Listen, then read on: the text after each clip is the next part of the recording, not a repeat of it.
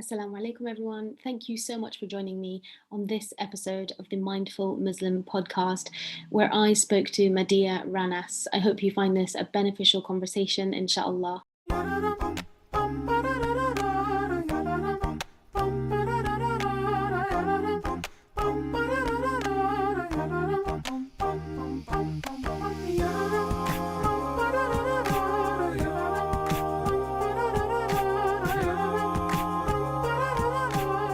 Hello, Madiyah. How are you?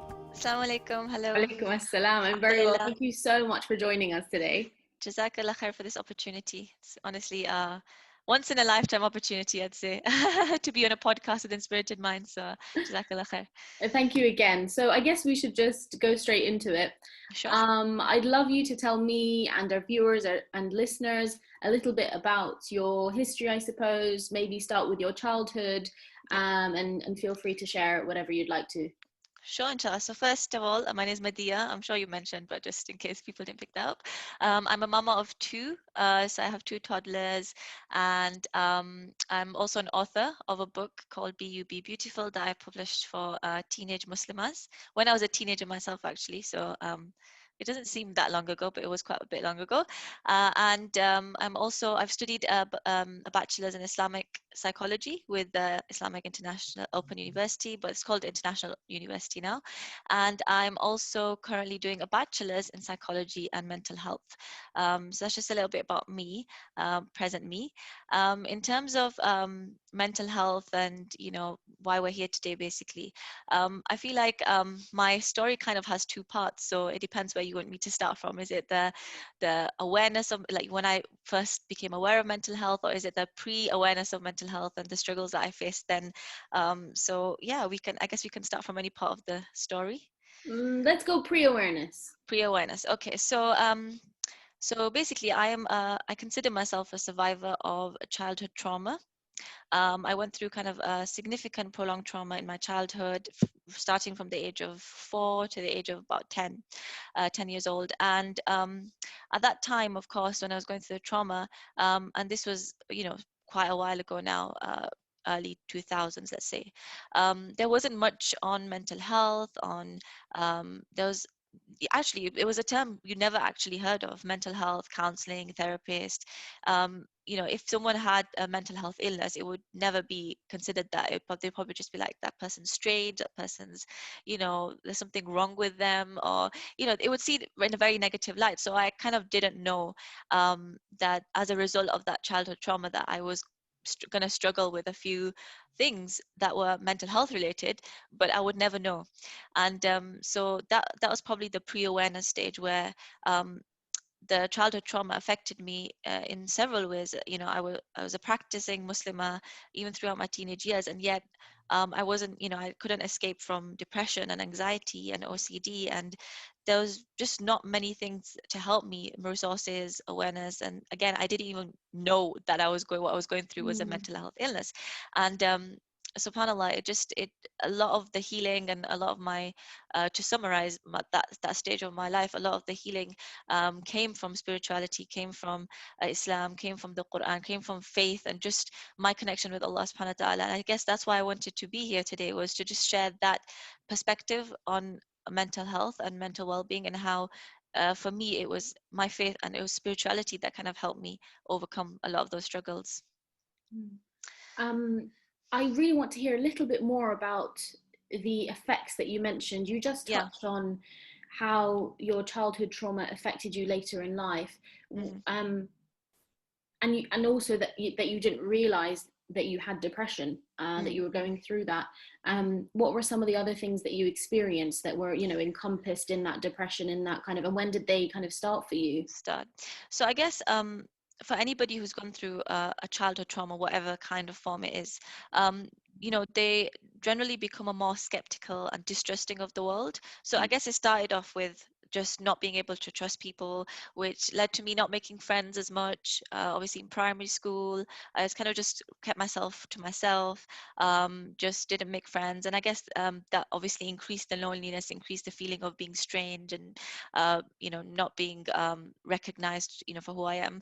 I also, obviously that then transpired as I grew older to bouts of depression where I would spend a lot of time just alone. So I'd feel a lot of loneliness, and I would just spend days and a lot of nights just crying and being just very low in mood. And of course, because I was a child and then I became a teenager, all of these, my parents didn't think of this as like, oh, there's something wrong with her. They just thought, okay, this is just the way, every child is so different, and I've got three siblings, so we were all so different. And I guess they just thought, okay, she's an introvert, she's quiet, she likes spending time by herself, reading books. And I have a very supportive and loving family, and they have always been. So I guess my kind of comfort was within the home and with them, and I was able to be a bit myself. But outside of that, outside of the home and with friends and with other people, I just had a lot of anxiety and mistrust. And I kind of viewed the world in a very with a gray lens. I never was able to appreciate or find joy in moments like other people did. People were happy on occasions, on Eid, on in school when there was like some I don't know pantomime that they used to organize. Everyone was so excited, I was so happy, and I would just be there with struggling to feel happiness, struggling to feel joy. So I guess that's how it started. Then it led to lots of anxiety, where I just constantly felt like something would go wrong. I think that's what trauma does. Even if you've experienced in childhood or adulthood, you just kind of begin to feel a lot of fear and a sense of danger. And I didn't know at that time that this was PTSD. But obviously now, with the awareness and with the counseling and therapists, I realized that those are actually symptoms of PTSD, constantly walking on eggshells, feeling in danger. And that kind of just transpired all through my teenage years. And again, it was only like those moments that I had with the Quran, and those moments that I was like just really invested in growing myself as spiritually, whether that was in halaqas, whether that was immersing myself in writing or serving the community. Those were the things that kind of distracted me from those feelings, but they were still there. They were always there, but they helped, definitely. So before you actually sought counselling, Yeah. were you looking for avenues to kind of help yourself, let's say? Yeah. And So is that when you yeah. started looking a little bit deeper into Islam? So my when I started actually looking deep into Islam, it was when I was around 10, 11. So that was when my mom started wearing the hijab and abaya. One day she said to me, I've started wearing the hijab, and do you want to wear it with me? And I was like, yeah, this sounds, really interesting. I do it with my mom. And we kind of just wore it together. And then she started taking me to halaqas. And I remember being only 10 or 11, so a lot of the classes were like advanced fiqh lessons and all this. And I remember the teacher saying, maybe to my mom, maybe you can put in the creche downstairs. And I'd be like, no, mom, I want to sit with you, I want to listen to this. And I guess that's where it came from, just sitting in those gatherings. I kind of found myself a bit more, find what I was interested in, found that I loved learning, that I loved being in the company of other sisters, even though they were a lot older. It was just that feeling. It kind of became my safe space, I guess. And I think that's when I started realizing that there's so many people here that accept me, that love me, despite me feeling like I'm just a strange person, that I'm struggling with these things deep inside, anxiety and these feelings of depression, and yet there's so many people here that love me and understand, and I feel a sense of belonging, and I don't have to tell them that I'm struggling with A, B, and C. Whoever I am, they love me as me. And I think that really helped as well, just having that kind of support.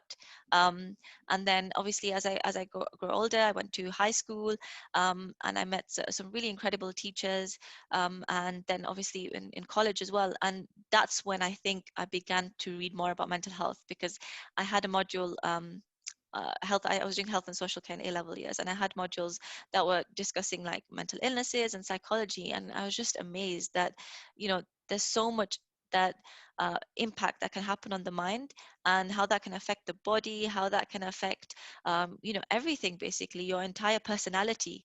And that kind of I started piecing the puzzles together, that actually, maybe whatever I went through in childhood, that I kind of just brushed away, that I literally just pushed it away and just pretended it never happened. But in reality, all the consequences of that trauma was still playing about. And I just thought this was me. But then I started to break it down, realize, no, actually, no, this is PTSD. This is symptoms of depression. This is anxiety, and this is crippling anxiety. And that's when I started to think, okay, now I need to seek help. And Inspirited Mind was one of the places I actually came to get that help and that counseling. So yeah, alhamdulillah, that's what led me to becoming more aware. Amazing. Thank you so much for sharing all of that kind of journey of Yeah. how you went, from not knowing what was going on Yeah. to, I guess, part of your studies and educating yourself. Yep. Alhamdulillah, came Yeah. across something that Yeah. really kind of helped you understand what was going on inside Yep. you by studying health and social care. It's Yeah. amazing. So that's then what led you to counseling. And what were some of the things that came up in counseling for you? Did it just kind of reaffirm what you already thought about, Yeah. and experiencing such and such?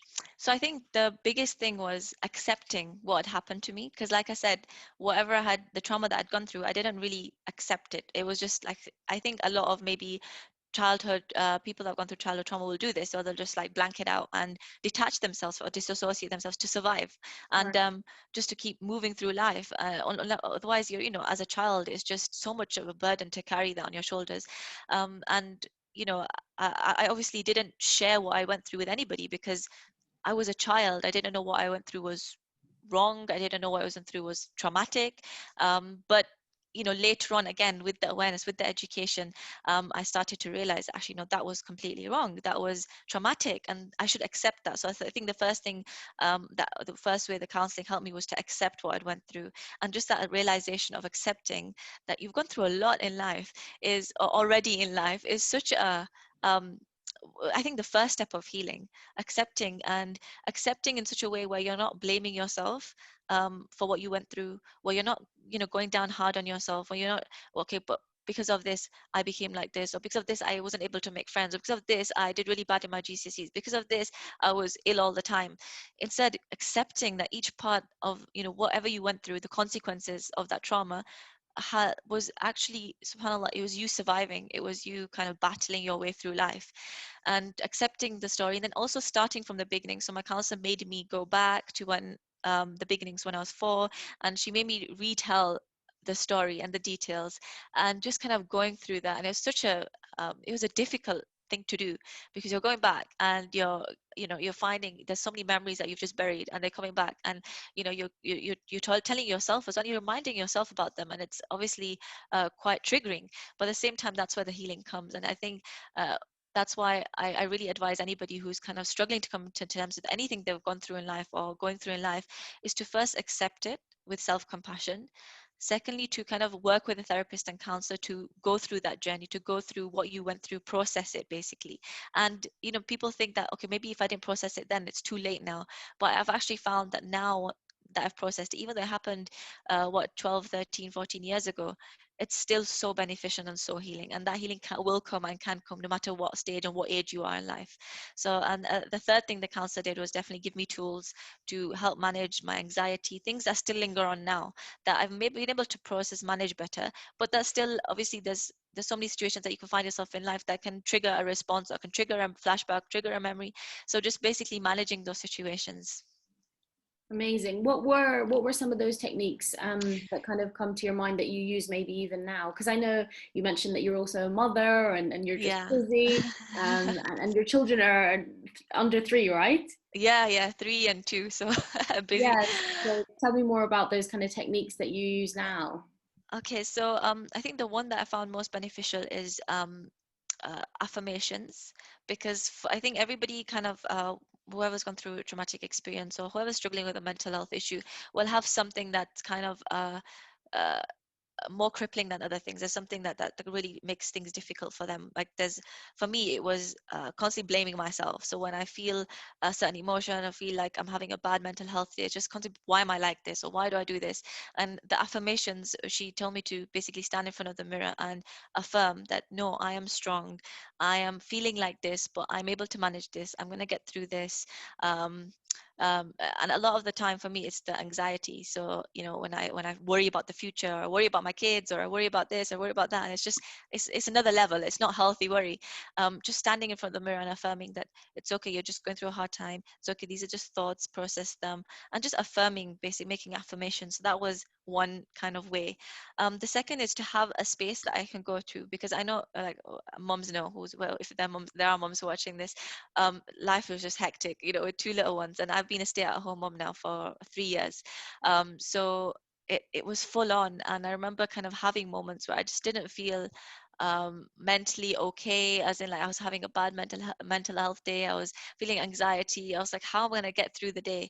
And just taking some space at the start of the day, taking some space in the middle of the day, even if that's me going to my room for 5 minutes, putting something, setting a table to them for 5 minutes, putting something on for them to watch, and just taking 5 minutes away. It doesn't have to be in a different space completely, but just stepping out of that busy kind of routine, just really helps. So having a space I can go to just breathe, to play some Quran, to just maybe read some Quran, maybe just to write something down quickly and then come back, and that really helped me kind of just keep going on.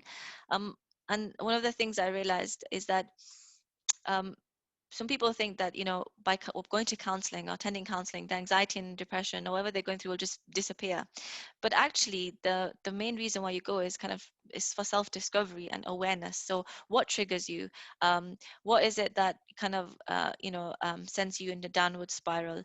What is it about your day that in where in your day do you find that you're most stressed? So I know in my day it's like the peak afternoon, the kids are so hyper, they're energetic. What can I do to manage that better? I can take them out. Me getting fresh air, going for a walk will help them. Going out will also be super helpful. They love outdoors.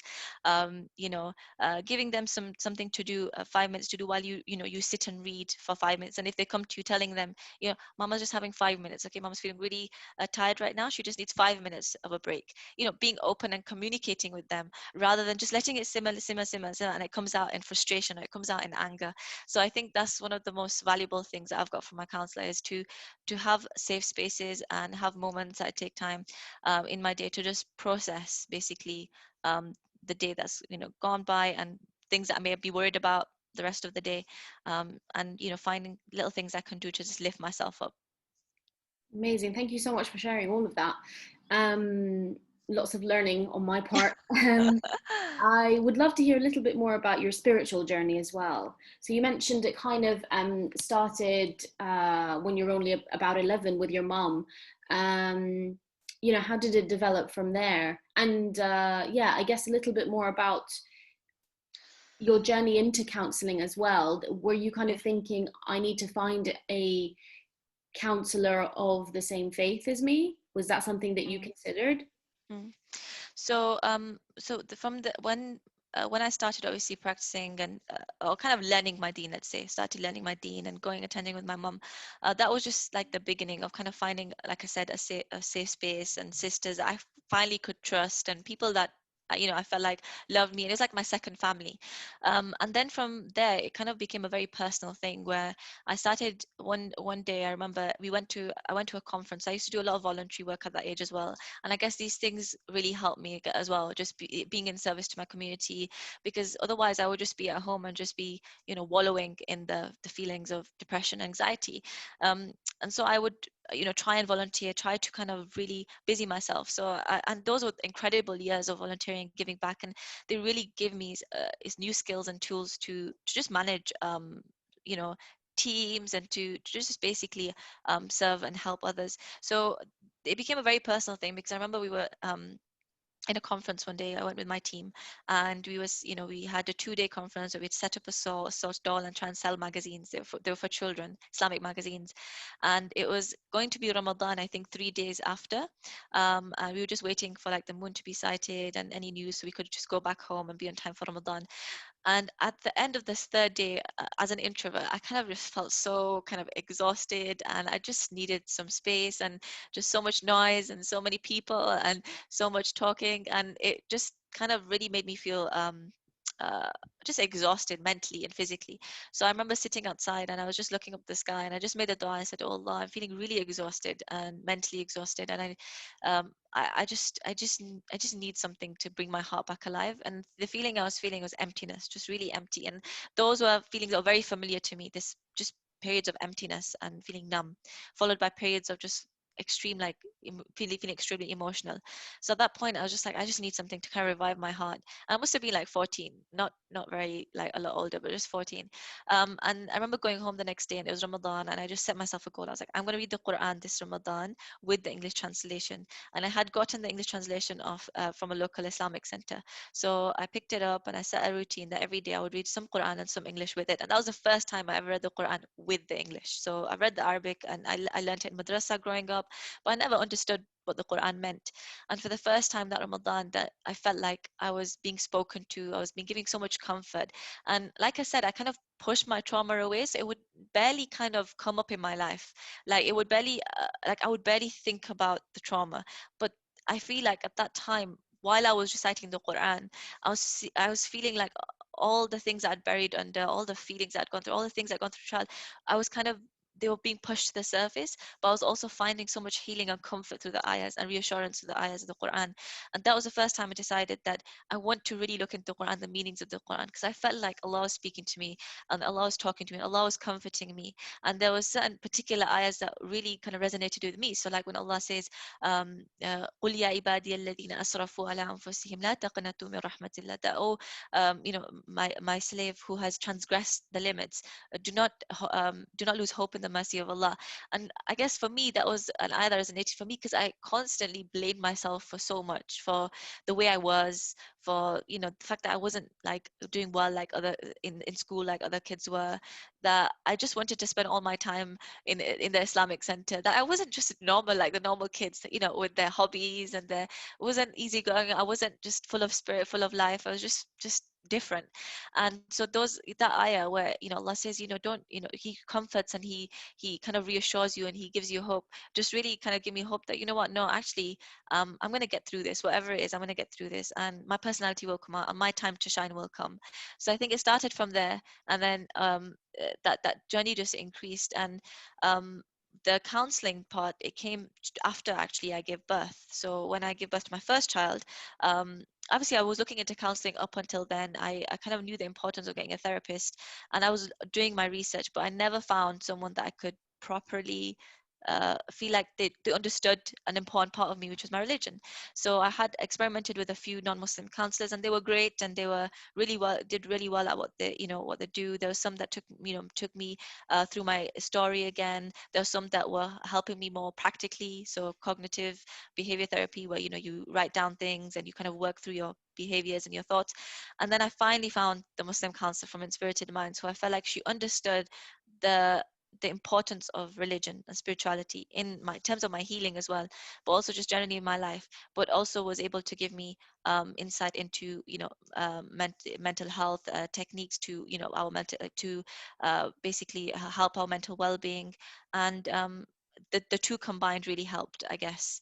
I didn't feel like I had to put my religion aside or my spirituality aside, but it could be a part of it. And like I said, because I was someone who felt a lot of shame and blame on myself, kind of combining that and being able to tell my counselor that when I feel that way, I also feel like Allah subhanahu wa ta'ala doesn't like me, or Allah subhanahu wa ta'ala is maybe he's unhappy with me. So just being able to connect everything was important for me, I guess.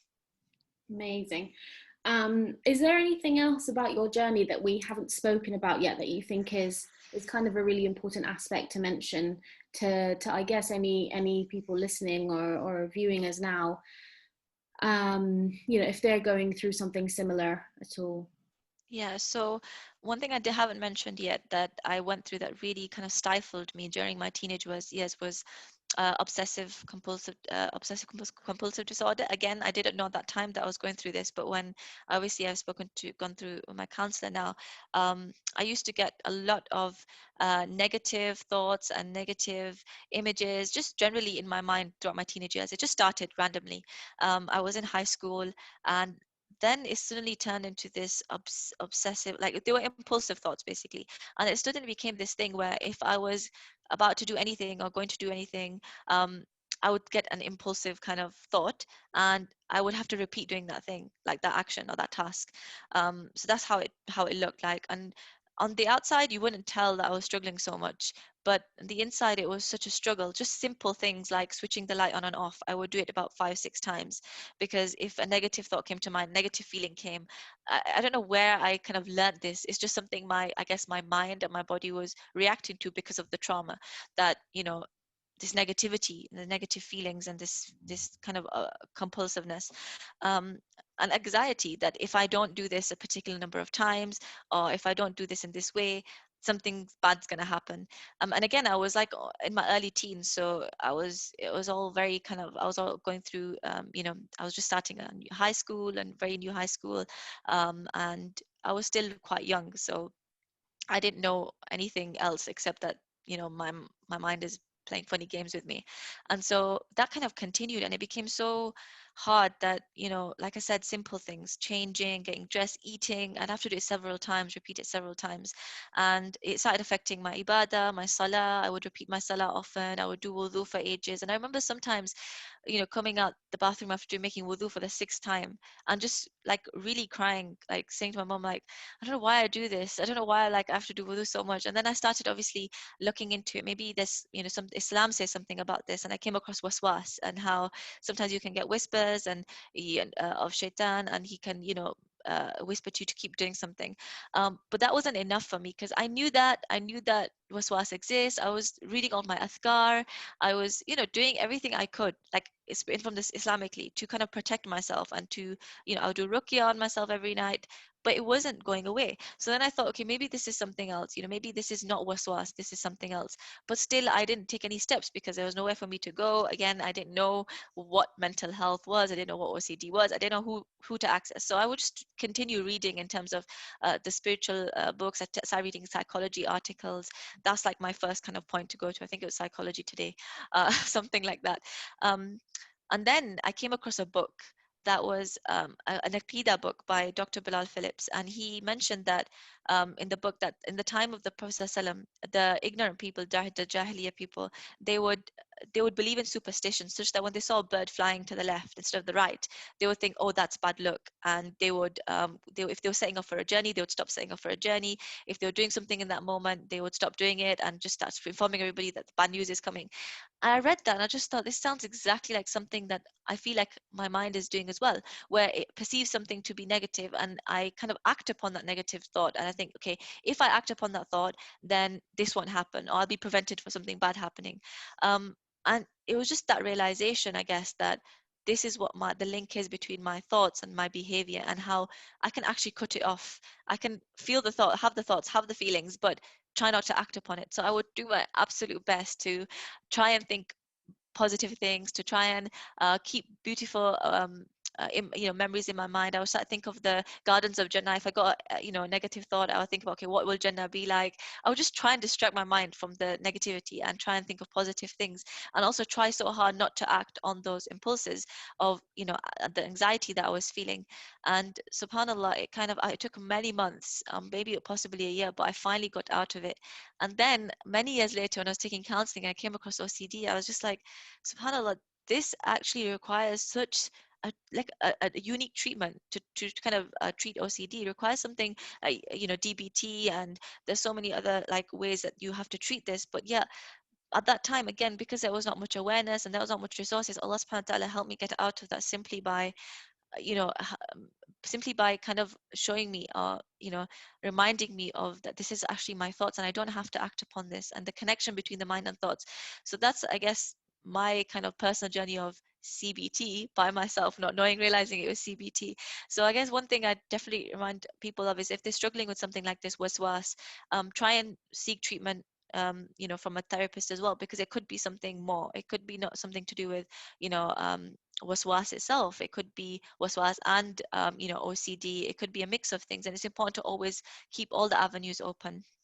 Yeah, I think it's very easy for, I don't know if it's just something ingrained in us as humans, I don't know, but it's very easy to be hard on ourselves, and Yeah. especially if you are somebody that follows a particular faith, you feel like because you are doing this thing, whatever it might be, or feeling such a way, that it's a reflection of your faith.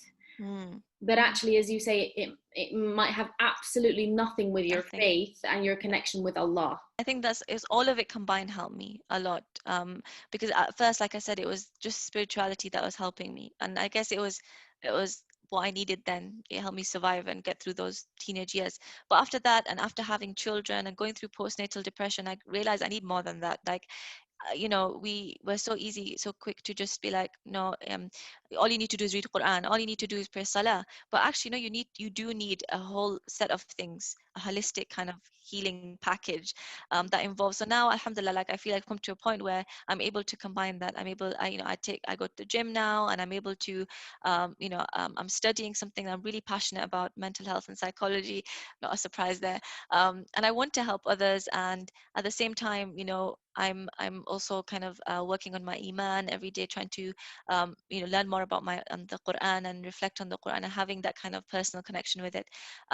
But also at the same time, I'm seeing a counselor, and sometimes more often in periods, and sometimes less in other periods, depending on the period, depending on what I'm going through or what the circumstances are. And I guess with COVID, for example, a lot of people probably struggling with mental illnesses more so, or maybe they're more triggered, or maybe just feeling generally mentally exhausted. And so this is probably a good time as well to kind of see a therapist.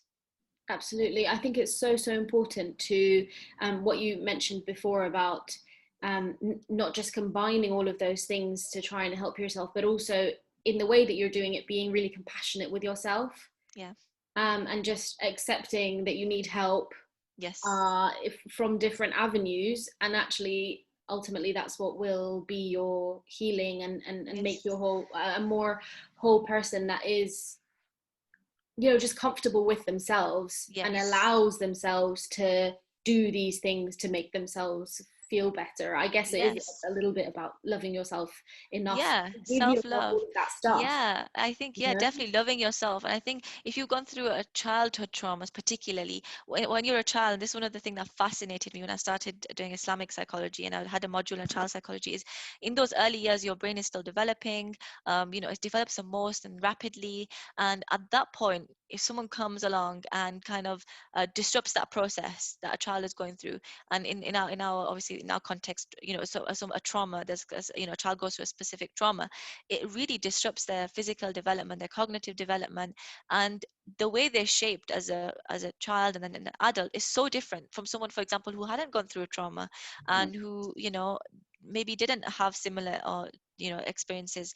And so just recognizing that, realize that there's some things that my mind has learned in terms of worldview, in terms of trust, and that I can't undo because it happened as a child. But that doesn't mean if I can't undo them that I'm completely like, that's it, I'm written off, I can't change, and I can manage those things. And in fact, it's made me, for example, my sensitivity is something that I really hated growing up. That why am I so sensitive? Why do I cry over everything? Why am I like constantly hypervigilant? Why am I like this? But actually my sensitivity is something that I really appreciate now, is because it's helped me in terms of my own kids. I'm really able to communicate with them and hear their needs, and I'm able to serve my community with that extra understanding because I've gone through something similar in life, or maybe not similar, but I'm able to put myself in their shoes. Whereas I hated it growing up. I hated to be the one that just cries over everything, happiness, sadness, everything. But now it's something that it's something that I appreciate in myself and others. And I think it's so hard to get to this point where I can say I appreciate this trait about myself, or I really like, because it takes a long journey, it takes a long time to get that place where you can love yourself and accept yourself, and not let what you went through define you, and kind of separate it. Like now I just see it as, this is part of my story.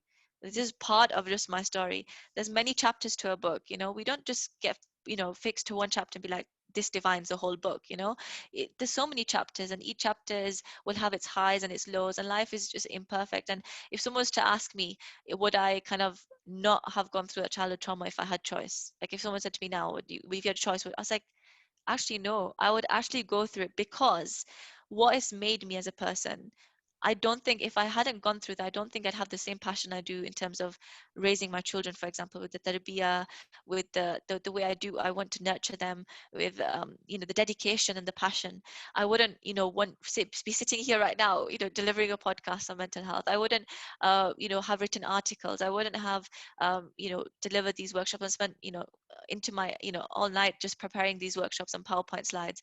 And I wouldn't just be the person I am. So I guess, alhamdulillah, for what I went through, despite it being a struggle, alhamdulillah for where I've come. That's the most important thing, that whatever you're going through, whoever's, listening to this and they're going through something, or they have gone through something and they feel like it just staying with them and it haunts them, the first thing is to accept with self-compassion.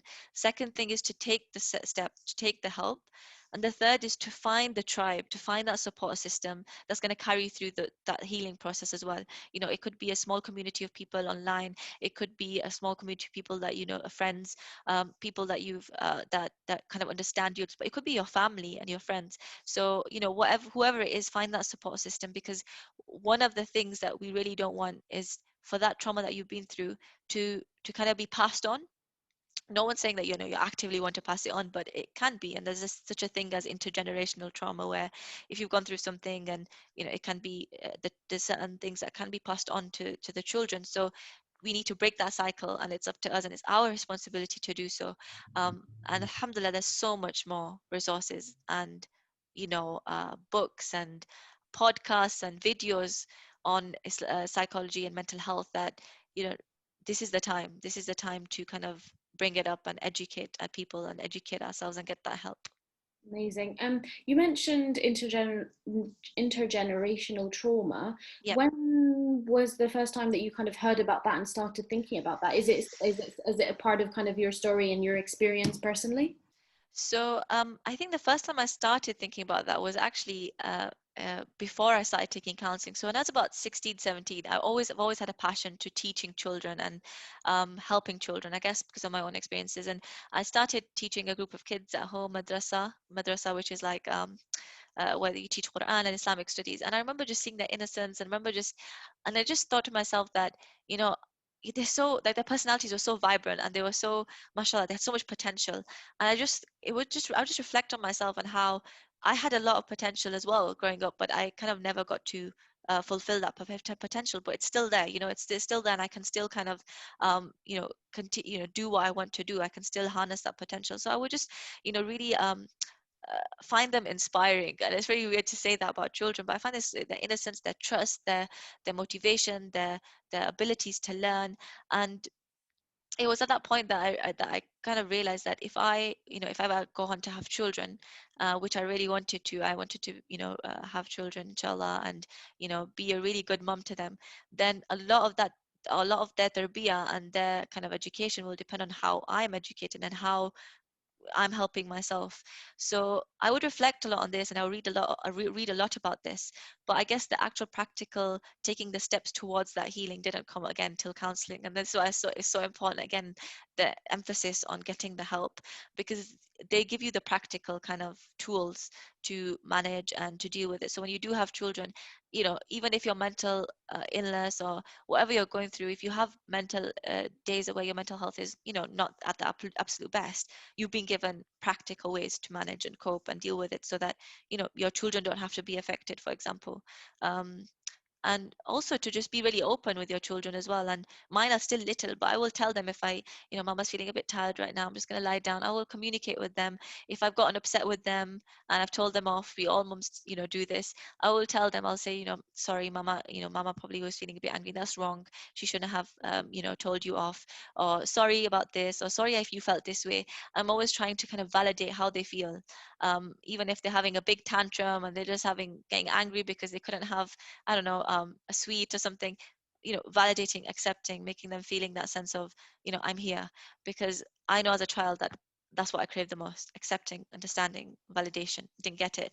So, and that's the way I want to break the cycle, is that with my kids, I don't make them feel ever blamed or shamed. And there's a way we communicate with them respectfully, and where their self-esteem isn't being like shattered in the process.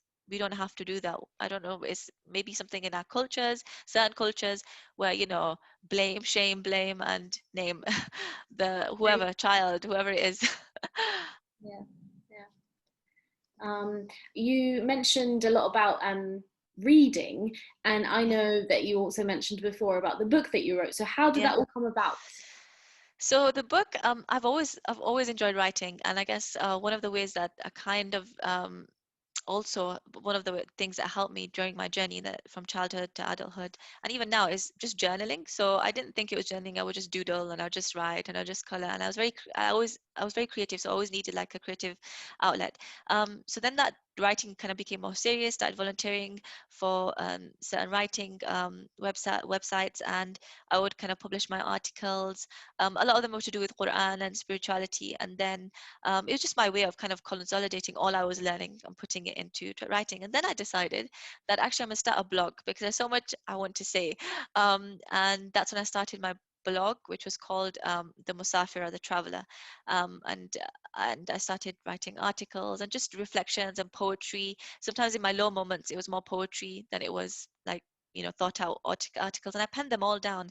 And when I look back at them, I'm so grateful I did that, because I'm able to look at even the lowest moments, and I realized that I found some kind of some understanding, and I found some gem, you know, that I collected in that moment, and I was able to pen that down. I saw some silver lining, and I was able to pen that down. So I think that writing really helped me do that, to just see the silver lining in situations where I'm feeling really low.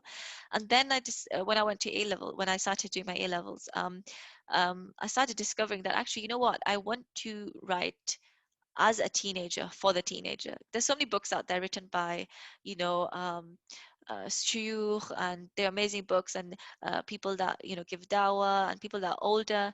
But you know, if when I was a teenager, I would love to have heard from a teenager who had gone through my struggles and known what the struggles are and how to navigate those struggles, and the peer pressure, and the hijab, and the identity, and the gender relations. Like, how does a teenager deal with this? And you know, would she pick up a book written by someone who's been through that experience, or just someone who's, you know, just talking from a, you know, not really understanding or putting themselves in the shoes? So that's when I started writing. It was about when I was about 17, 18.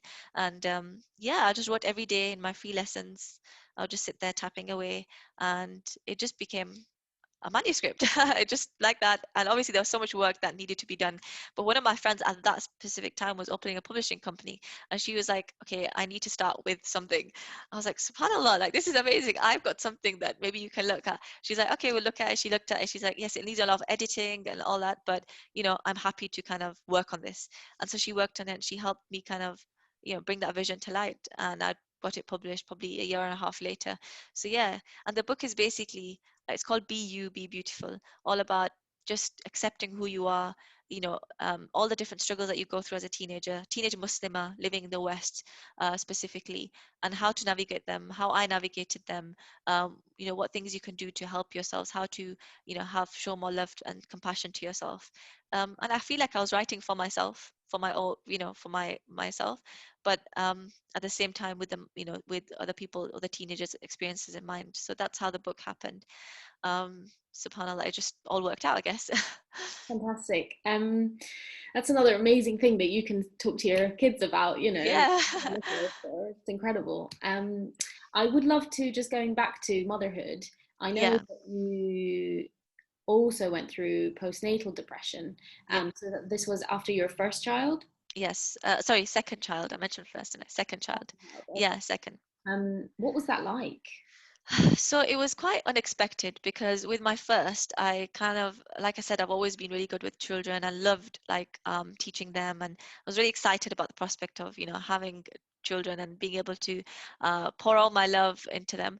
And so with the first child, it was pretty much like that. Like, you know, it was exciting, and it was new. And I guess it was also because I was a student, and my husband was also a student. So we were very young, and there was no work responsibilities, so it was just much easier to kind of deal with a baby at that time. And then I had my second just I think 18 months after. So she came along, and that kind of giving birth to her coincided with the same time my husband started his first job. So all of a sudden, I'm used to having one child and my husband, very flexible schedule, to now being alone with two small kids and my husband starting his first 9 to 5 job. So I was spending like morning and evening all day with them until he came home, counting down the minutes. And it was just, I think, being in a new city, obviously after marriage and having a child, and still not having made friends, like as much friends, because obviously motherhood takes over so much of your life and it's so hard to just go out and kind of just make friends. And then being stuck at home with two, and it just came very unexpected. The same feelings of just feeling down and low mood, constantly teary, lots of anxiety. I would feel constantly anxious about taking them out. What if one does an explosive poop while the other one's crying? What if this happens and that happens? Just all these scenarios playing in my head. And it would just mean that I would spend more time in the house and not kind of push myself to go out and meet people. And, I think that's what was needed. And it kind of just, I would just cry a lot and just feel really nervous about everything, on edge about everything. And I think that's when I realized that, subhanAllah, sometimes you can push things that have happened in the past away, but then in certain times when you're most vulnerable, so like when you're giving birth, you're the most vulnerable you can be, physically, mentally, emotionally. That kind of situation can be a trigger. And all those feelings can come back, and the anxiety and the negativity can all just come back, and all of a sudden my mind just kind of went back to just being a teenager again, and I didn't know what was happening. And I think that's when I kind of took the step, okay, I'm going to speak to a counselor, and she kind of just helped me piece together why this might happen, why this is a vulnerable time for me, and how I can get that support system. So obviously it just didn't disappear overnight. It took months of counseling, took months of lots of support from my husband and my family, to kind of overcome that. And whilst overcoming that, I made it a priority that to not let my kids be affected by that. So I would try and just spend time with them, be present with them. And then when I couldn't, I would ask for help, and I would try and ask for help. Even if that meant like felt like I was inconveniencing other people. It's just so important to ask for the help. People are not going it's going to feel like you're inconveniencing others, but especially if it's family, they will be more than happy, inshallah, to help and step in, and to ask friends to come over, come over, let's have a play date. Just taking those steps basically towards kind of coming out of my shell a bit really helped. But yeah, that's something that I feel like mothers may not be able, can't control. When you give birth, you think, okay, I'm going to have it all together, I'm going to love this child, I'm going to put everything into this child. But then all of a sudden you're having all these confusing feelings and you feel conflicted. You love this child, but also you're feeling so stressed out, and these kind of conflicting feelings and confusing feelings kind of overtake you to the point where you just feel like, how am I going to keep on moving? Every day is just survival. So I think it's so important for moms to realize that postnatal depression is a thing. It can happen after first child, second child, 10th child. It can, for some women, mothers, it doesn't happen, like they don't experience it. But it's important to know the signs. So baby blues is a thing. It's something that happens straight after giving birth, lasts for about 2 weeks. But postnatal depression is when it lingers on, it's weeks, turns into months, and you're still feeling that kind of low moods and, teary, and just not able to kind of live life or be present enough. You're just feeling anxious and on edge. So it's important to know those signs, and get the help. How do you think people should think about taking responsibility for their own healing, and I guess the support system around that person as well, whether it's friends and family? How should they respond when it comes to specifically postnatal depression or other issues that you want to talk about? Yeah, I think the first thing is to recognize the signs of someone who's struggling. That goes with even, like, for example, a child who's gone through a traumatic incident or going through something. Recognizing what might point to the fact that they're going through something. Maybe they're a bit more quiet, they're a bit more reserved, they don't make friends, they isolate themselves. Maybe they're constantly feeling emotional about things, or they react emotionally about things. Maybe they feel angry, they have more bouts of anger. Just recognizing the signs, because as someone who's gone through childhood trauma, sometimes people will not realize you're going through something or have gone through something, and especially as a child, when you can't speak out, you're afraid to speak out, or you don't even know what's happening to speak out. It's so important for parents to know okay, when is it a sign that my child, is maybe misbehaving? Okay, he's misbehaving, she's misbehaving.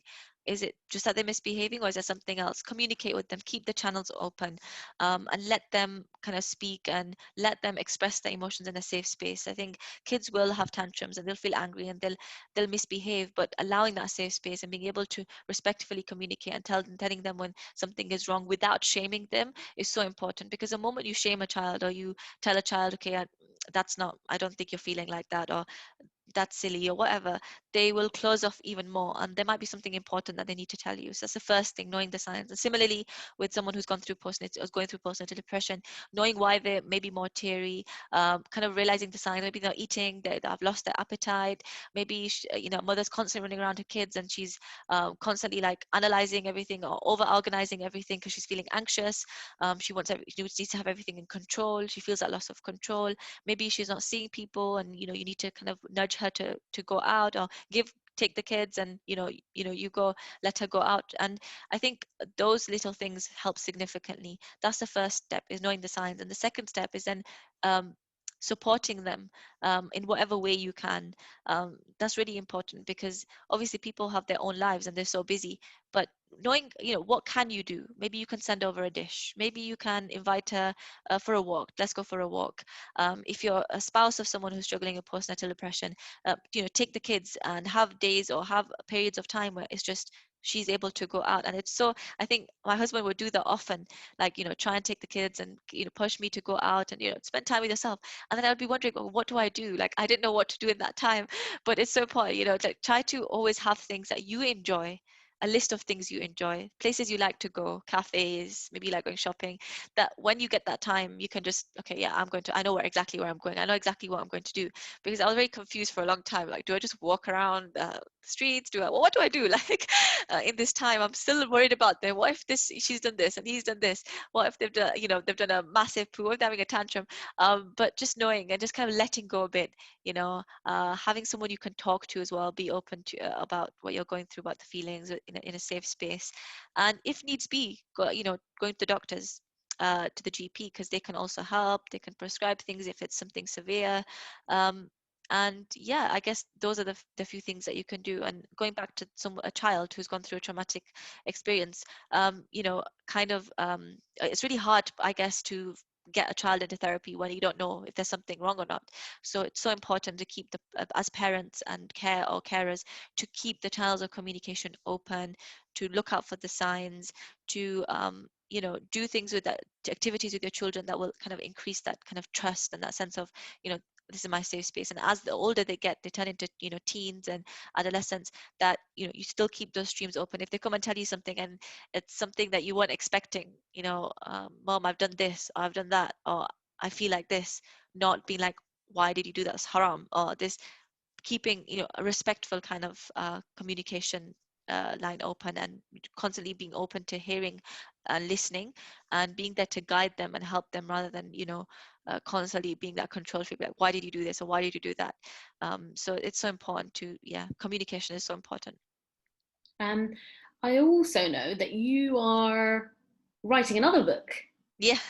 So I want to hear more. How did that start? Where does the passion for that come along? And is it on the same lines of mental health and psychology, which I know are your loves? Yeah, so at the moment, it's actually very new. This is a new project, so it's probably been a couple of months that it's been simmering away in my mind. I mean, it's always been there, and I've always tried to like join competitions, writing competitions. I'm like, yeah, I'm gonna write this story that's been in my mind for ages, and I'll get like to 1,000 words, and it's just gone. But then recently, I kind of seriously, after like speaking to my counselor, and she was like, she just said to me a line. She's like, "You've been through a lot.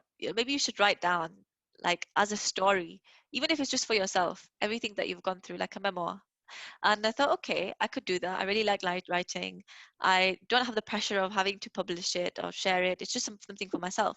And then as I started writing more, I realized that actually maybe I can turn this into a book where it not only is just my personal story or how I overcame, a childhood trauma, but more so something that can help other people that are in similar situation, and from an Islamic perspective as well, as a Muslimah, because you don't really see stories like from Muslimahs on like I don't know, trauma or something they've been through. And I've seen, like, one of my inspirations was, I don't know, sister, you don't even know Sister Asma Hussein. She wrote The Temporary Gift when her husband passed away, and it was just a very beautiful kind of journal-like book where she goes through, you know, every day or every week, and how she kind of managed those new feelings of being a widow, her journey as a widow.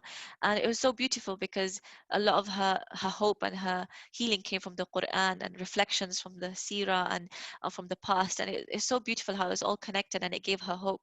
So I think similarly for me, those the same themes that ran through my journey was finding that hope in the Quran, finding, you know, the stories of the prophets, you know, giving me hope, and the du'as, you know, that Allah subhanahu wa ta'ala, you know, has taught us through their stories, you know, them, you know, giving me relief and giving me hope. And so I think that's what I kind of want the book to be. That's the vision of the book, to be my journey, but with a focus on how you know, how you can overcome your trauma, and how some of the ways that spirituality can be a form of healing for you. And there's so much in our religion as well. You know, people very rarely bring to light things that happened in the seerah, for example, that were traumatic, like Aisha radiallahu anha's slander. That was a traumatic incident for her. You know, she said in the hadith that I cried so much that I thought my liver was going to burst.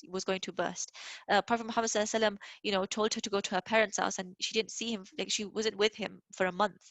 So, you know, all these things must have been very traumatic for Aisha. Similarly, like the battles that the Sahaba participated in at that time, very traumatic, losing people, losing loved ones, you know, having to be on survival mode. But no one talks about how they dealt with it. You know, how did they find their resilience and their hope? How did they overcome the torture that Bilal radiallahu anhu went through, and Sumayya?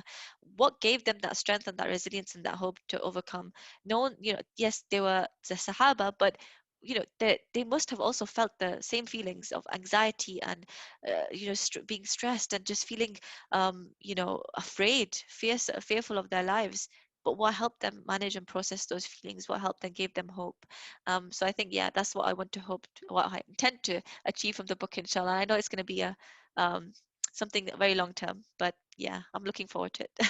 Inshallah, so am I. I'm sure the viewers Yeah, and listeners are as well. yeah. I want to thank you so, so much for joining Jazakallah me. khair. I Um, feel like I rambled on a lot, no, no, but so Jazakallah khair for giving me this opportunity. no, no, amazing to hear just your journey and where you've kind of come from, and the ideas as a child that you thought about, and just sharing all of those reflections with us to now, and your counselling and all, and your journey, and sharing so much about your motherhood as well. It's Yeah, amazing. So I really, really, Jazakallah really khair. appreciate your time No, today. thank you so much for this opportunity.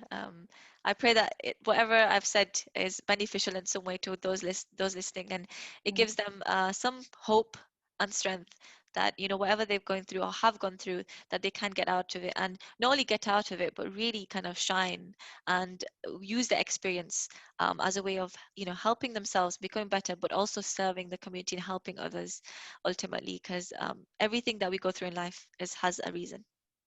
And so, yeah, that's how I'll end my Amazing. Thank you so much. lecture. Jazakallah khair. Have a wonderful Thank you. day, and You too. see you soon.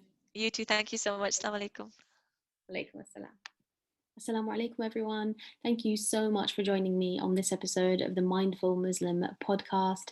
Inshallah, you found this a beneficial conversation, and I will see you on the next one.